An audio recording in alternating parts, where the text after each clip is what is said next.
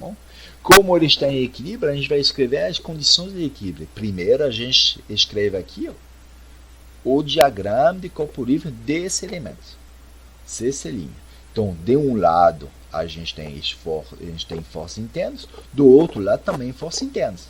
Então, a gente escreve as forças, né, o sistema força binário interno dos dois lados, seguindo a convenção. No ponto X, ok? Aí eu chamo o esforço cortante de V, momento vetor de M. E num ponto um pouco mais distante, né, C', o esforço cortante vai ter uma variação, ΔV, não sei quanto, mas ele vai variar, vai ser um pouco diferente de V. Então o valor dele é V mais ΔV. O valor do momento vetor é M mais ΔM. E a ideia vai ser justamente encontrar quanto que vale essas variações, para obter essas relações. Então, não tenho somente isso que atua sobre esse elemento C'. Também tem um pedaço, né? Aqui tem uma carga distribuída. E aí vou substituir essa carga distribuída pela força equivalente. E como o elemento é muito pequeno, eu posso considerar que essa carga aqui, esse W, ele é constante. E como quando vocês aprenderam a fazer as integrais, a gente considera, né, a função como se fosse uma parte constante aqui. Então a força equivalente vai ter qual intensidade? Dessa área inteira. Então é W vezes ΔX. E ela atua onde? Como um retângulo. A linha de ação passa pelo centroide do retângulo, que está justamente aqui no meio. Então, ΔX sobre 2. E vou utilizar essas informações para aplicar o equilíbrio. Então, primeiro, né, como eu falei, a gente utiliza a convenção de sinal, não esqueça isso aí. A gente reduz a carga distribuída, tá bom? Acabei de fazer. E primeiro a gente vai ver a relação que existe entre a carga e o esforço cortante. Então, o esforço cortante é uma força. Então, o que eu vou fazer? Vou utilizar a equação de equilíbrio relacionada com as forças. Então, o somatório das componentes em Y de todas as forças, boto aqui o sentido Y positivo, tem que dar zero. Aqui eu tenho o quê? V menos W ΔX. E aqui, menos a esforço cortante naquele sentido. Tá bom? Que é V mais ΔV. Aí eu reúno, V vai separar aqui, ΔV eu boto do outro lado, eu divido por ΔX e obtenho esse aí, ΔV sobre ΔX igual a menos W. E quando pegou o limite dessa largura que tende para zero, a gente sabe que esse limite aqui vai se me dar a derivada. Então eu tenho a derivada do esforço cortante em função da posição, ela é igual a menos W, menos a carga distribuída por unidade de comprimento. Tá bom? Então, essa aí é a primeira informação que nos dá. É uma informação sobre a dependência. Quando eu integro essa relação entre dois pontos qualquer da viga, por exemplo, entre C e D, tá bom? Eu vou ter a integral da derivada, vai me dar o quê? VD menos VC. E vai ser igual a integral entre XC e XD de menos W dx. Tá bom? E essa integral não é nada mais, nada menos que a área sobre a curva de carregamento. Então, a variação do esforço cortante entre o ponto D e o ponto C, VC menos VD, vai ser simplesmente igual a menos essa área por baixo da curva de carregamento. Tá bom? O menos aparece aqui porque aqui a gente pegou um carregamento que aponta para baixo. Quando você tem força distribuída que aponta para cima, vai ser mais. Ok? Então, essas aí são as duas relações. Uma relação de derivada, então, que vai me dar informações sobre o comportamento do esforço cortante em função da carga. E outra vai me permitir calcular de maneira fácil a variação do esforço cortante. Bom, o cuidado que você tem que ter é que essa relação ela não é válida, elas não são válidas quando você tem um ponto de aplicação de carga concentrada. Porque a gente viu que o esforço cortante sofre uma descontinuidade. Okay? Então, se você tem cargas localizadas, Você não pode aplicar essa relação. Ela não é mais válida, essas duas relações. O que você tem que fazer? Você tem que aplicar essas relações entre sucessivas cargas concentradas. Então você vê onde tem carga concentrada e entre as cargas você pode aplicar isso. Entre duas cargas, ao passar por uma carga, você já sabe que tem descontinuidade e você tem um cuidado particular, como a gente vai ver em exercício de aplicação. Agora, a gente vai estudar a relação que existe, ou as relações que existem entre esforço cortante e momento feitor. E como eu estou interessado no momento feitor, agora vai ser o momento que eu vou utilizar. Vou fazer a equação do momento em relação a qual ponto? Vou fazer o ponto C', porque assim, esses termos vão desaparecer, ou esse termo vai desaparecer. O sentido positivo do momento feitor, da conversão do momento feitor, aonde eu faço o corte. Ok? Então eu tenho aqui menos M. Esse esforço cortante ele produz um momento, tá bom? Que também vai ser negativo. Vai ser menos braço da alavanca vezes V. Okay? Não esqueça a força. Essa força ela produz um momento positivo. Braço da alavanca ΔX sobre 2 vezes a força W ΔX. Tá bom? Mais M delta M mais delta M. Aí juntando aqui, boto ΔM do lado. Eu vou ter ΔM, a variação do momento fleitor é igual a isso. Tá bom? Eu divido por ΔX. Aí eu tenho ΔM sobre ΔX igual a V, mais isso aí. Eu vou pegar o limite quando tende para zero, como a gente fez antes, para obter a derivada do momento fleitor em função da posição. E aí esse termo vai para zero, e a gente obtém que a derivada do momento fleitor em relação à posição era igual ao esforço cortante. Então, o momento feitor é relacionado com o esforço cortante. Então, essa relação ela nos permite encontrar, por exemplo, aonde que o momento feitor pode ser máximo ou mínimo. Né? Vai ter um extremo. Ele vai ser máximo nos pontos o esforço cortante vale zero. Então, quando a gente vai fazer o diagrama de esforço cortante, nos pontos onde ele vale zero, a gente vai ter um cuidado especial. Porque por aí que os momentos feitores vão ser máximos, ou podem ser máximos.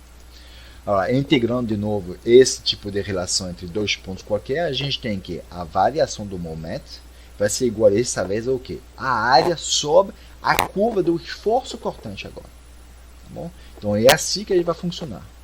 Agora, de maneira análoga, essa relação ela não vai ser válida quando ou é um ponto onde a gente tem um binário externo aplicado. Tá bom? Porque a gente vai ter descontinuidade no momento feitor. Bom, qual vai ser a metodologia então para desenhar, né, de maneira eficiente? Então, eficiente quer dizer acertar e de maneira rápida, os diagramas de esforço cortante de momento feitor. Primeiro, a gente já sabe, determinar as reações aos vínculos. Não tem jeito, porque todas as forças externas atuando sobre a viga têm que ser conhecidas. Depois, a gente vai aplicar as relações entre o carregamento e esforço cortante para desenhar o diagrama de esforço cortante. Okay? E para tanto, primeiro, a gente utiliza a relação diferencial para saber, né, a forma do esforço cortante. Como o esforço cortante vai mudar. Vai ser constante, vai ser linear, etc. E a relação integral vai nos permitir encontrar, né, os valores ou a variação do esforço cortante. Então você vê aqui, a gente só vai ter variações. Então, de qualquer jeito, a gente vai precisar determinar o esforço, o valor do esforço cortante em algum lugar da viga, para depois poder, né, utilizar essas relações. Geralmente, a gente obtém esse valor em uma das extremidades. Tem alguns exercícios que dá para você no meio da viga, mas geralmente a gente pega uma extremidade, né, geralmente quando x é igual a zero, e a gente calcula esse valor e a gente aplica isso aí para ter a variação, e isso aí para saber como varia, qual é a função. E uma vez que a gente desenhou o diagrama de esforço cortante, aí a gente vai aplicar as relações entre o esforço cortante e o momento feitor para desenhar o diagrama de momento feitor. Aí de novo, né, a relação diferencial vai me permitir ter uma informação sobre a cara, né, do diagrama do momento feitor, como é a sua variação, linear, constante, quadrática, sinoidal, coisa assim. Tudo isso vai depender do valor do esforço cortante e da variação dele. E a diferença, né, a relação integral, através da área por baixo do esforço cortante, vai me permitir obter as variações do momento fletor. Portanto, de novo, vou precisar obter o valor em um lugar do momento fletor para depois utilizar esse tipo de relação e propagar esse valor ao longo da viga. Então vamos aplicar o que a gente acabou de ver, né? As relações entre carregamento, esforço cortante e momento defletor, para desenhar os diagramas de esforço cortante e de momento fletor para essa viga com essa carga distribuída bastante simples.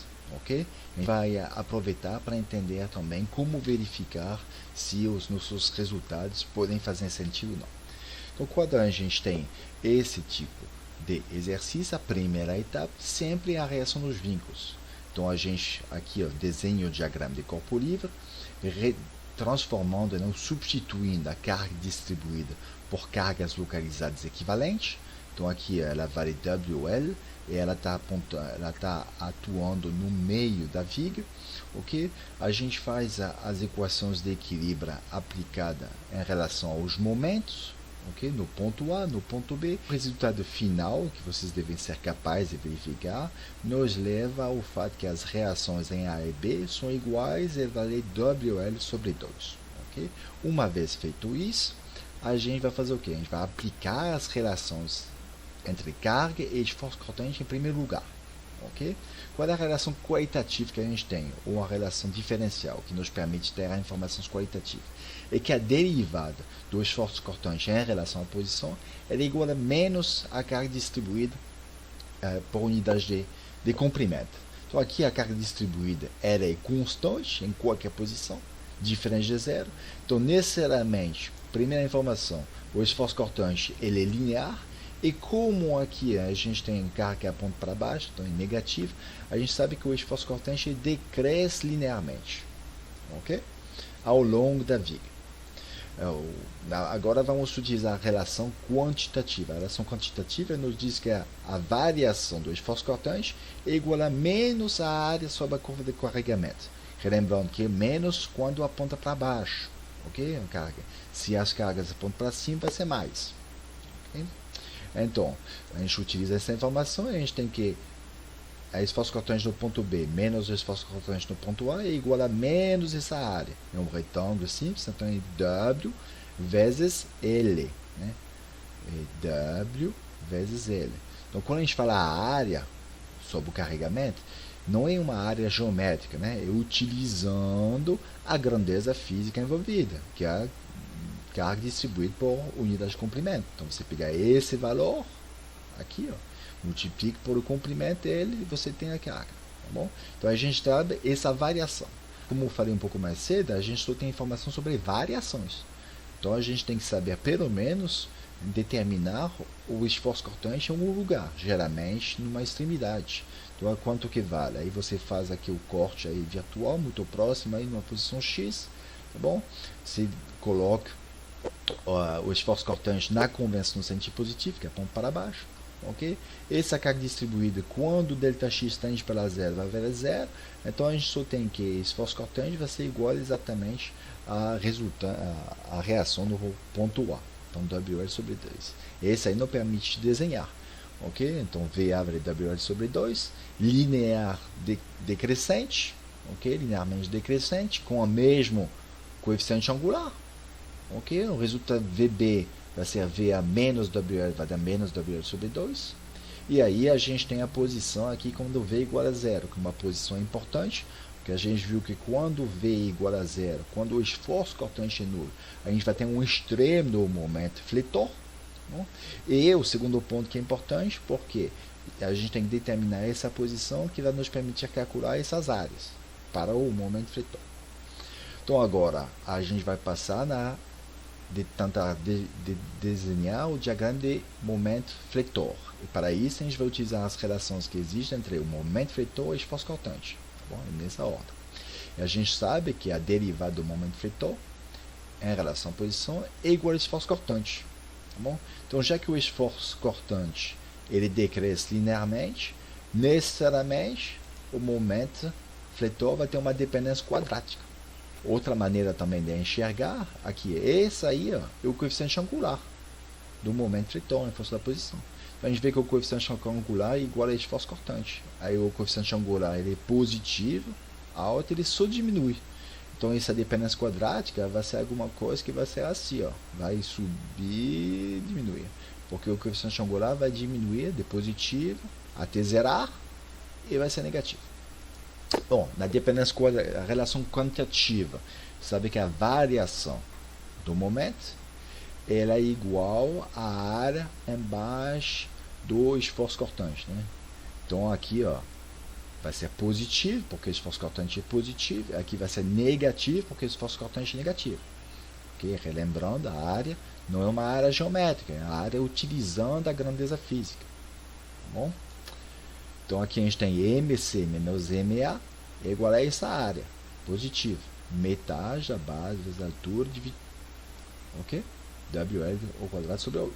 E aqui, ó, MB menos MC vai ter menos essa área. Ok? Então, menos a mesma área. Agora, de novo, a gente precisa ter uma informação inicial.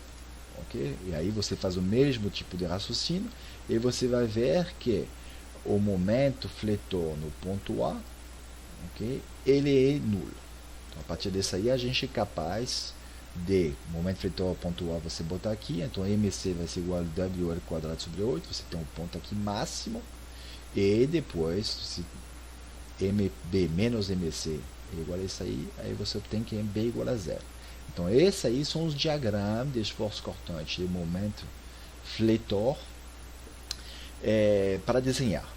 Você tem que botar as informações aqui, como a gente falou aqui, o esforço cortante é nulo, me dá um máximo aqui, ó, então uma tangente horizontal para o momento fletor. Bom, como eu posso verificar se essas coisas aqui, ó, estão certas aqui? Bom, nas extremidades eu vou ter algumas informações. Então eu vou olhar, por exemplo, o momento fletor, ele vale 0 em A e em B.